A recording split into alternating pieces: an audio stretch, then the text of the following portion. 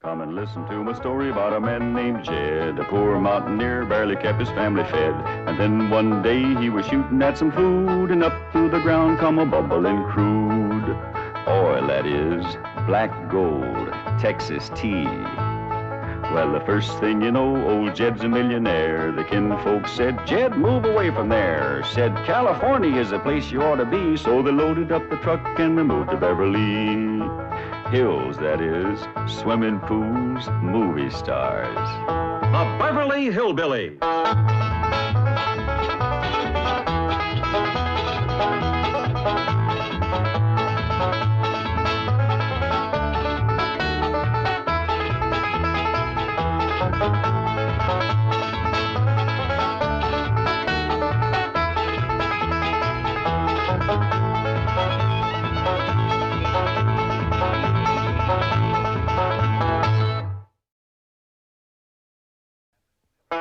This is where the Clampetts live, but there ain't no one in, 'cause they went home for Christmas and a visit with their kin. And here they are arriving at the home they love the best, happy as a pack of squirrels returning to their nest.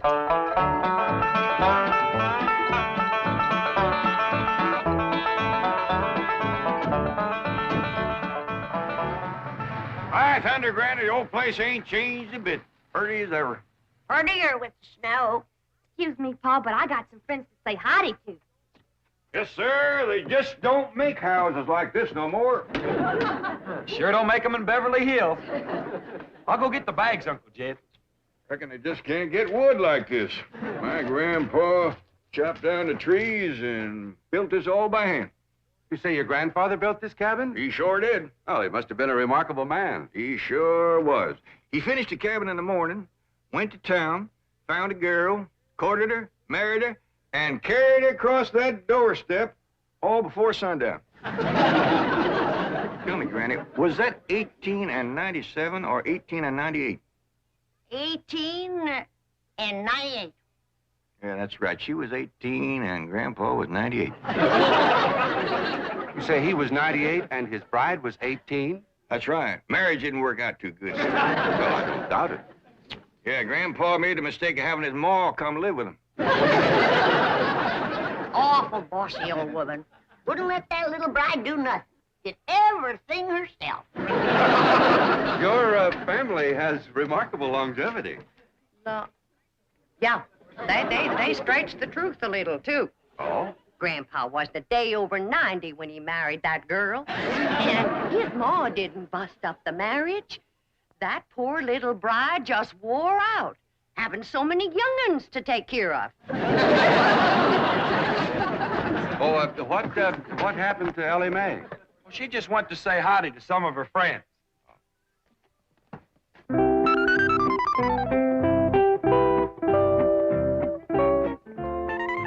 Maggie? Maggie, it's me, Elly May. I come back to visit you.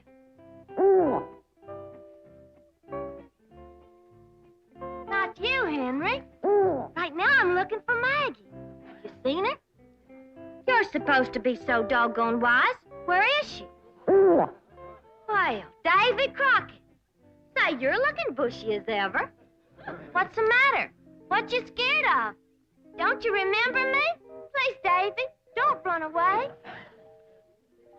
Oh, howdy, Mr. Beaver. It's me, Elly. What you kicking snow at me for? Oh, please, Mr. Beaver, come back. Hi, Mr. Foxy. Me, Elly. Come back. Clampett, I certainly appreciate your letting me use your cabin as a field headquarters. I've got a few things in the bedroom. I'll get them out. No need for you to do that, Mr. Brewster. We're just gonna be here a couple of days.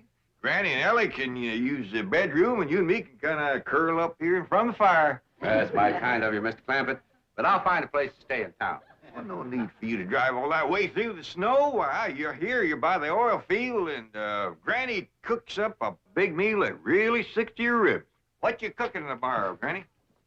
My special Christmas holiday victuals. We'll start with red cabbage and green turnip tops, swimming with sorghum. Then what I call my heavenly hash. That's grits and chitlins, possum belly, hog jowls, and catfish. all minced together and simmered in gopher gravy. With post-hoc eggs. Now, there's victuals you won't forget in a hurry. I'll try. What do you say, Mr. Brewster? Roar's too hard, we'll get some pine boughs and ashes for you to sleep on. Well, I think I'll go into town. Thank you very much. Excuse me.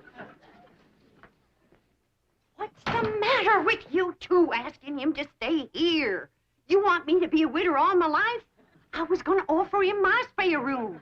You ain't got no spare room, Pearl. I have if Jethro stays here. If Mr. Brewster stays with you and Jethrine, won't people talk? I hope so. And Jed can insist on him marrying me. But I'm going to get him. Now's my chance. Exactly hold with making a man get married unless he wants to. He wants to? Why, that man's so in love with me he can't eat. Yeah, but are you in love with him, Pearl? Oh, Jed, when I'm near him, I feel like my feet is dangling in a creek and the minnows is biting at my toes. That's what you call really being in love. Help her, Jed. Mrs. Bodine, if you'd like a ride into town, I can drop you off on my way to the hotel. Hotel? Why, you can't stay there. Oh, no, sirree. You sure can't. Why not? Why not, Jed? Why not, Pearl? Why not? There's a convention there. Yeah. Every room in that hotel is full up. You're packed in there like kraut in a jar. What kind of convention? Elks convention. That hotel is bulging with elks. Oh, well, perhaps I can find a room in a boarding house. You know anybody got a spare room, Granny? No, I don't. Do you, Jed? Well, I see now. Only spare room I know of around here is over to your house, Pearl. Why, land to mercy, I'll plumb for God, yes! My spare room. What spare room, Ma? We ain't got it. Ow! Pearl, why don't you run out and fetch some wood? I just brought some wood in. What spare room, Ma? We ain't got no spare. Ow! You just run along outside and get the kinks out of that leg. I ain't got no kinks in my leg. It's just that Ma just keeps... Ow! Son, if you're gonna play hopscotch, you go outside. House ain't for playing games. But I ain't playing games. Then go chop me some wood. I just chopped some wood. Chop her some green wood. She wants to smoke a possum. Now give her. I just chopped some wood and I put it right there. I just put it right over there in the corner. Now, you come to my house, Mr. Brewster. The spare room is yours. Well, all right. If it's not... Why should I sleep here on the floor? I got a room. Ow! He's given to seizures in the leg, ain't he, Granny? I'll have him rub it with some hot possum grease tonight. Yeah, well, let's get going. Aunt Pearl, would you do me a big favor? Well, of course, Elly May. What is it? Would you take this here fur coat? Your mink? For keeps? I sure would appreciate it. It makes my friends in the woods kind of skittish. They must reckon I'll be wearing them next. Well, I don't rightly know if I Go should... ahead and take it, Pearl. That is, if you don't mind it's been war once or twice before. Oh, not at all. I tell you what. I'll put it in one of my hope chests, and I'll wear it on my honeymoon. Say, Mr. Clampett, isn't that an awful big tree that Jethro's chopping down? Yeah, he's notching it on the wrong side, too. Hey, Jethro, quit notching that tree on this side. It's liable to fall right down on the gear. Look out,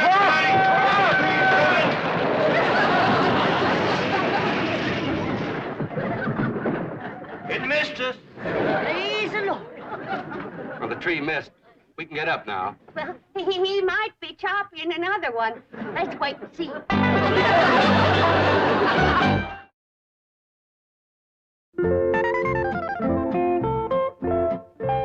Maggie? Me, Elly.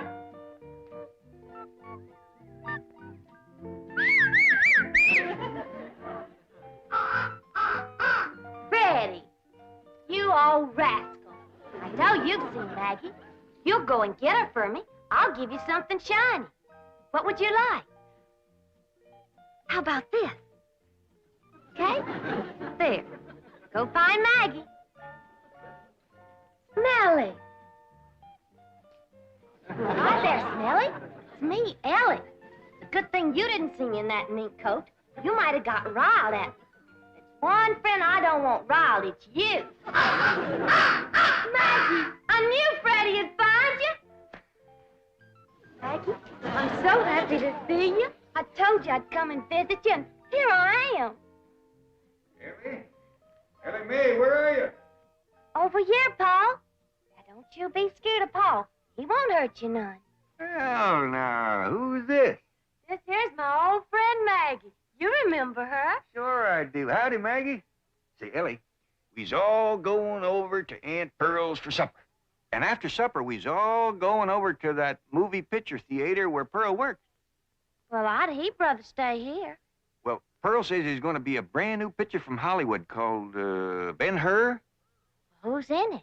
According to Pearl, it's got the two biggest actors there is, Francis X. Bushman and Raymond Navarro. I'd still rather stay here, Paul.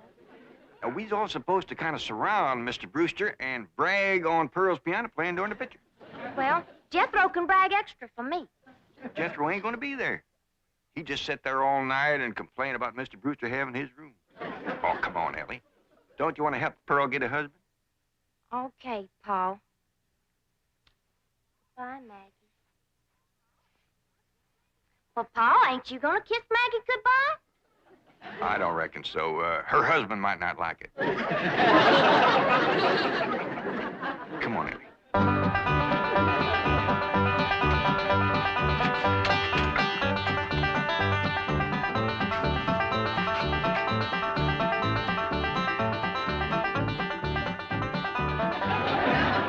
Come on, everybody. Well, doggy. Jethrine, it's a picture of your ma. Yeah, it says, in person, Pearl Bodine, Wizard of the Keyboard. That means Piany. Hey, your name is as big as Ben Hur's. I begged the manager not to put that up, but he says it's a drawing card. My playing during the picture. During the picture, don't you have sound? Loads of it. Between the people crunching popcorn and crying and reading the titles out loud, you got plenty of sound. Now, everybody go on in and sit down. You're all on complimentary passes. Now, I gotta pop some corn and sell tickets before I come in and play the overture. Mr. Brewster, did you ever in all your born days see a woman who could do more things than my cousin Pearl? She can cook, sew, keep house, play piano, and no wonder the men around here are just beating her door down to propose. But Pearl's choicey. She's waiting for the right man.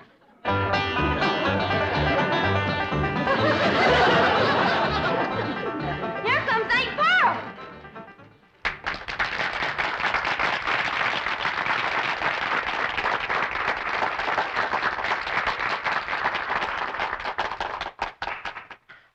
Ladies and gentlemen, before our big premiere gets underway, I know you'll want to meet the celebrities in our audience tonight. Now, sitting right here in the front row from Tulsa, Oklahoma, is the field manager of the OK Oil Company, bought my cousin Ted Swamp, Mr. John Brewster.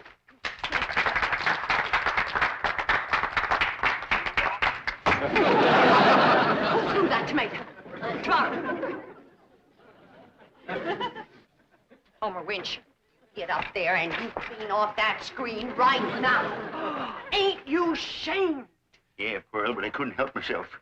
I'm just eat up with jealousy.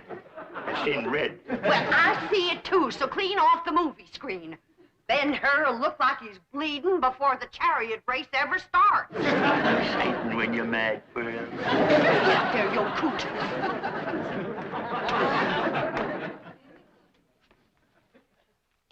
And now, folks, you're going to meet a real live millionaire and his family all the way from Beverly Hills, California. Your friends and my kinfolk, the Clampetts. Jed, Granny, Elly May.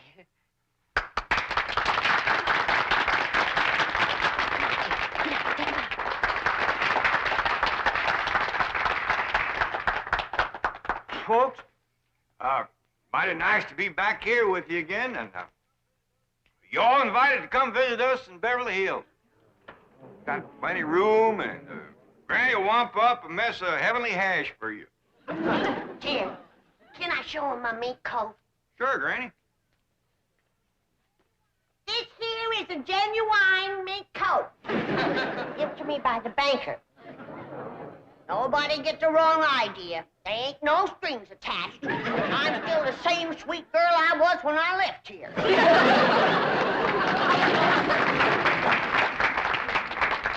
And now, folks, I got a real big surprise for you.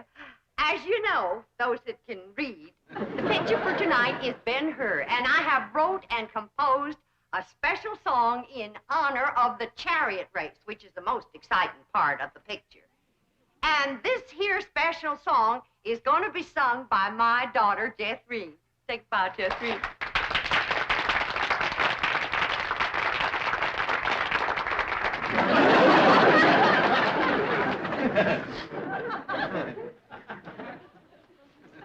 The song will be sung in its entirety during the chariot race, and you can all join in the chorus. But seeing that Homer Winch ain't got the tomato off the screen yet, Jethrine will give you a little sample right now.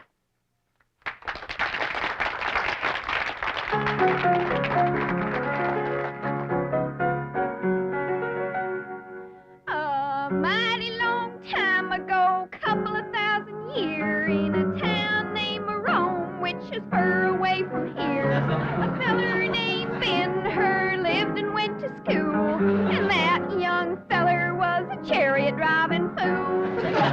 Drive them horses, Ben, Ben, drive them horses, Ben. Drive them horses fast, Ben, drive them for to win. Don't let that other rascal get ahead of you, or he'll win the race, and that'll never do. That's enough for now, Jethrine. You'll hear the song again during the chariot race, and everybody can join in the chorus. And now, during the playing of the overture, we invite your kind attention to the advertisements which will appear on the screen. I thank you. All right, Charlie!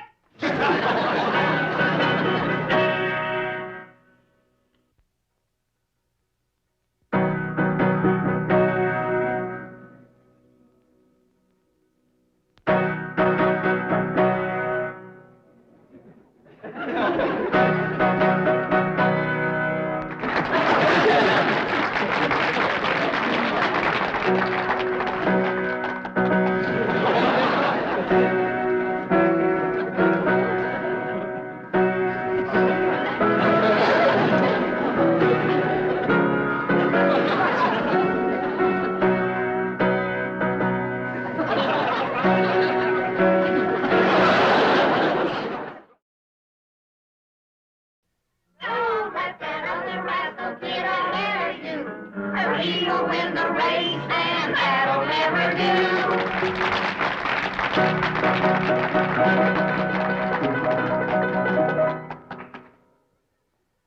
Well, Mr. Brewster, Where's Mr. Brewster? dog, you find him? I never felt him leave. That serves you right, Pearl. That's what you get for throwing yourself at a city dude. Hush up. When them fellas ain't nothing but a bunch of playboys. Just like bees flitting from flower to flower, grabbing up the honey. And then when your petals is drooping, they fly away. Everybody can hear you. I ain't ashamed of what I got to say. I love Pearl Bodine. Hush up, Homer. Now, quieten down, Homer. You're making Pearl blush. Be my blushing bride, Pearl. Right here before your kinfolk, your neighbors, and Ben Hur. I'm asking you to marry me. Get up off your knees. You're making a spectacle of yourself. I caught him, Ma. I was sneaking out the door, and I caught him. I was not sneaking. I simply went outside for a breath of fresh air. Put him down. You, wasn't running away, was you, Mr. Brewster? No, of course not. Everybody's invited over to my house for apple cider.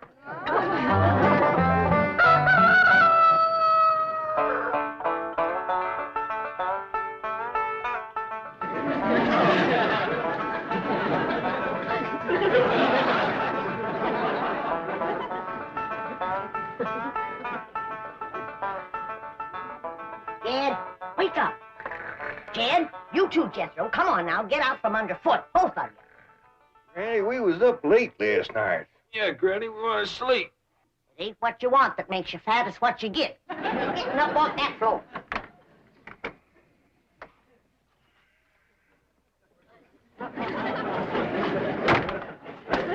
Hey!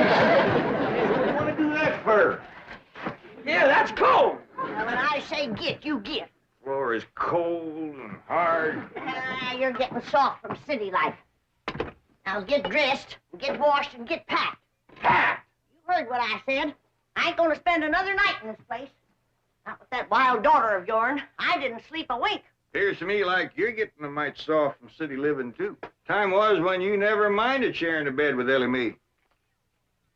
I still don't mind sharing a bed with Elly May. But I draw the line when it comes to sharing with them others. What others? Well, there was an owl, and a squirrel, a crow, and a fox, a possum, and a skunk, and a porcupine. Well, I'll go in and speak to Elly May. I wouldn't go in there if I were you unless you want them flannels took right off you. What are you talking about? You know where my mink coat is right now? Where? In the top of a tree, full of baby eagles. Their mama and me fought for nigh on to 10 minutes for that coat. But with them claws on her, she could get a better purchase on it. Took it right out the window. You've been at your rheumatism medicine. I ain't about to swallow no story about a Uncle eagle. Jack, Granny, a great big old eagle just snatched the hat right off my head. See what I told you? When a mama eagle wants to keep her babies warm, she'll grab anything. Somebody better help Elly May hang on to her blankets, because that rascal just flew in her window. Frida, you hadn't ought to took Jethro's hat. Never mind about Jethro's hat. Ask her to bring back Granny's mink coat. Only if she wants to. Frida, you bring back Granny's mink coat. And if she's took any suitcases, see if you can get them back, too. We's packing up. Sit down. Oh, excuse me.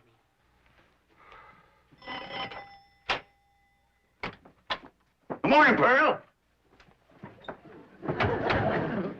Homer Winch, I told you and I told you, don't come into my house without I invite you. I happen to be here in my official capacity as a jitney driver. You want no jitney. Well, Mr. Brewster does. Don't say nothing to Mr. Brewster, and I'll bake you 2 pies. Pearl, there's only one way you can seal my lips and stop my jitney. And that's with a smack. All right. No, I didn't say that kind. I mean, with a kiss. A kiss? That's my price. Take it or leave it. Homer, why, that's the most shocking, disgusting, insulting, disgraceful... Oh, Mr. Brewster! Pearl? Where'd you go, Pearl?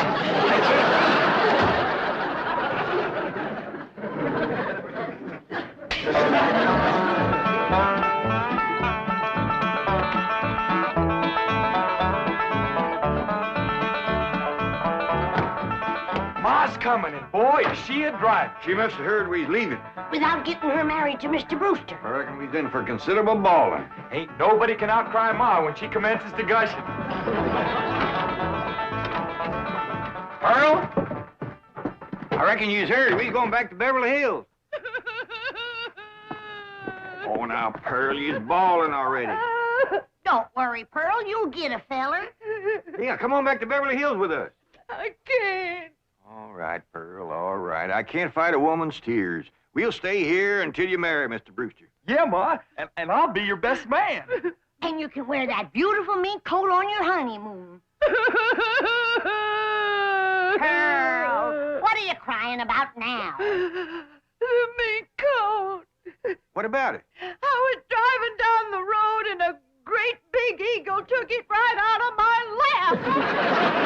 Don't you worry. Elly May!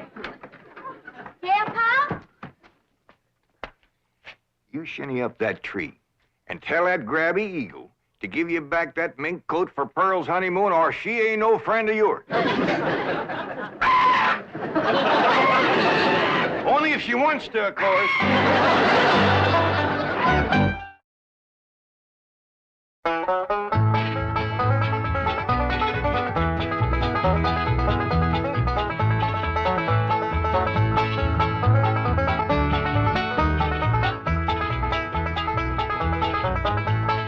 Now it's time to say goodbye to Jed and all his kin. They would like to thank you folks for kindly dropping in. You're all invited back next week to this locality to have a heaping helping of their hospitality. Hillbilly, that is. Set a spell. Take your shoes off. Y'all come back now. Here.